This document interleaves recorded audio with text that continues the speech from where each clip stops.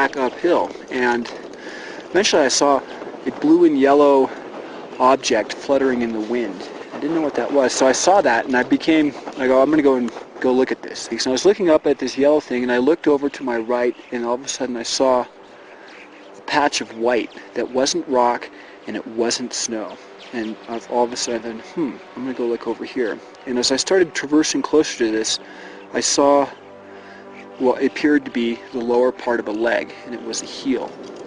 And I ascertained it was an old body, hobnail boots, natural fiber clothing. It had all worn away, and it was his bare upper back was there, his torso was exposed to the elements. So I called over the radio, and my first radio transmission was, last time I tried a boulder problem, in hobnail boots I fell off. I heard out of my radio, which was in my down suit, I just heard hobnail boot, quickly unzipped it and said, what?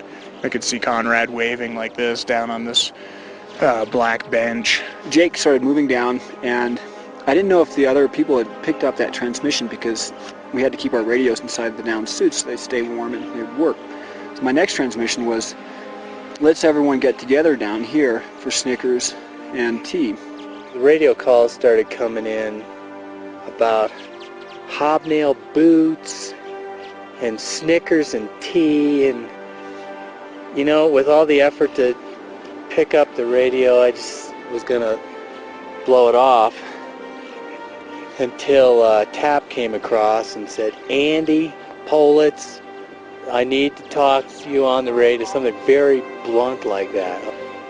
We had decided that once we made any contact, as quickly as possible go into radio silence because of the security of the radio calls. And we knew other expeditions were listening, and we knew that everybody in Nepal could hear us.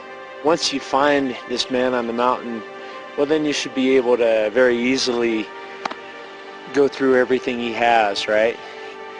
And that wasn't the case. I mean, should we be doing this? You know, I mean, this is a man we respect. This is a dead man. I kept telling myself and then telling the others, well, no, here we are disturbing him now.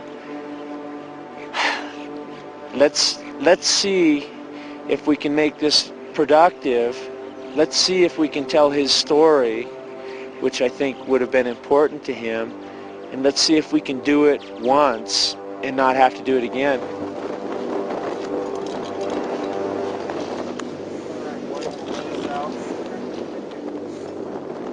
His body appears to be mummified. There's rope around his waist. Oh, still some socks. You can see a boot. Second boot appears to be on his foot. You can see the metal caulks bottom of his boot. And that boot, that leg, is angulated fracture, so first guess is that he took a fall. Again, you can see rope around his body. Okay, over on this side you can see his layers, his wool sweater, long underwear, cotton. So you got a cut here. This was here before he started. Thumb split just exactly where mine is. Okay, these are the collar,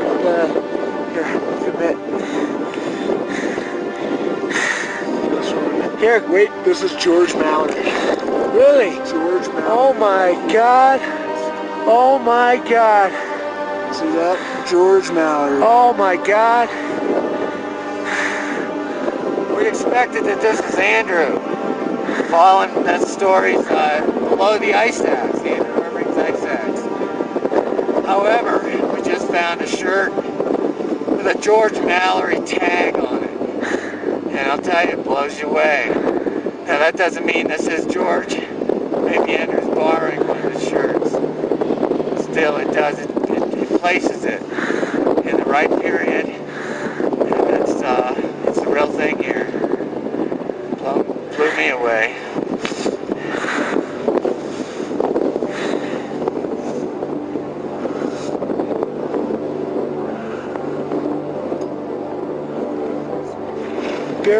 George Mallory. We didn't find the camera. We looked fairly hard. All due respect is shown by us having had to disturb the body of George Mallory. I'd like to say Psalm 103. The Lord is full of compassion and mercy, slow to anger, and of great goodness.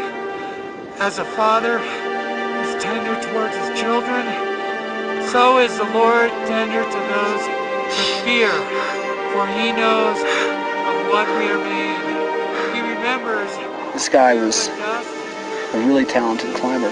It took a great degree of skill and confidence to go with that limited amount of gear to that distance. What Mallory did and Irvine presumably did was just phenomenal.